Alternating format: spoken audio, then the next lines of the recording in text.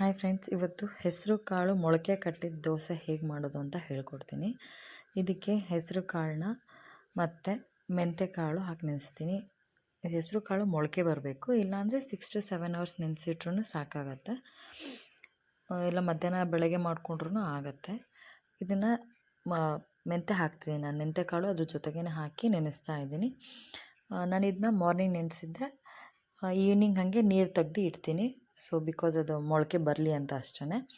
ನಂಗೆ ಮೊಳಕೆ ಬಂದಾಗಿದೆ, ತೋರಿಸ್ತೀನಿ ನೋಡಿ. ಅದು ಮೊಳಕೆ ಬಂದಿದೆ ಚಿಕ್ಕದಾಗೆ ಮೊಳಕೆ ಬಂದಿದ್ದನ್ನ, ಬಟ್ ಮೆಂತೆ ಬಂದಿಲ್ಲ.